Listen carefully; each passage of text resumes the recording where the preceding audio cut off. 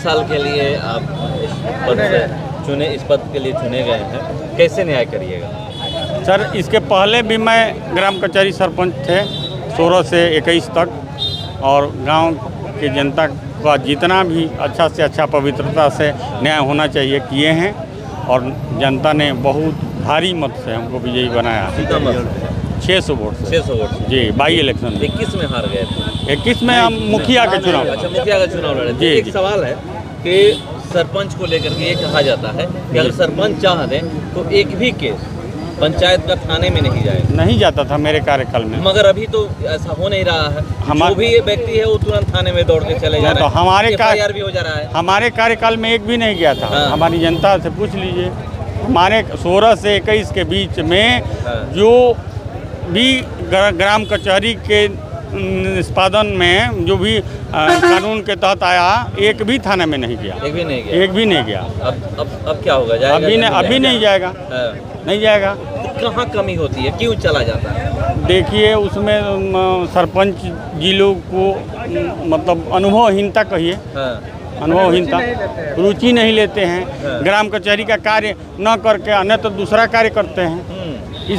इसलिए इस बार अब नहीं होगा। पंचायत में ये नहीं होगा। अभी भी नहीं, इससे पहले भी नहीं। इस बार भरोसा करके और आप लोग को जीत दिलाई है जी। खरा उतरने का काम कीजिएगा आप। एकदम पवित्रता के साथ, एकदम ईमानदारी पवित्रता। 1400 वोट में 1400 वोट इनको 1374 वोट आया है।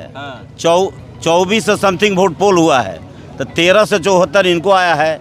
इनके जो पीछे थे महेंद्र जी, उनको 774 आया है, और 200 समथिंग इनके 38 वोट थर्ड पोजीशन में जो थे उनको था। अब यह इनकी जीत नहीं, बल्कि भरौली पंचायत के टिकटी, लसकरा, महारजा और यह भरौली की जनता की जीत है। चूँकि एकदम नहीं, यह गारंटेड है। इसके वाले भी ये नहीं थे तभी पंचायत का काम यही देखते थे, यही सभी कामों का। अभी रात में भी एक काम का डिस्पोजल किए हैं, तुराहा भाई में आपस में संघर्ष हुआ था, उसको भी ये डिस्पोजल रात में किए हैं। ये नहीं थे फिर भी सरपंच का काम यही करते थे, विनोद मिश्रा जी।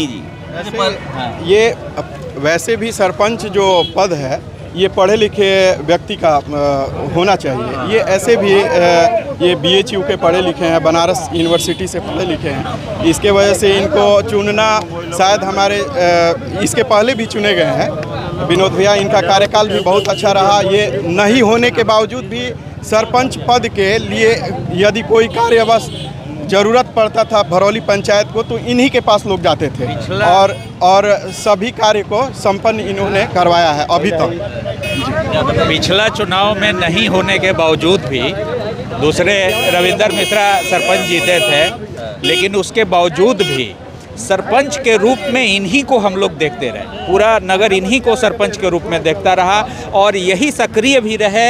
बहुत सारे जो ग्रामीण केस हैं उसका निष्पादन भी यही करते रहे।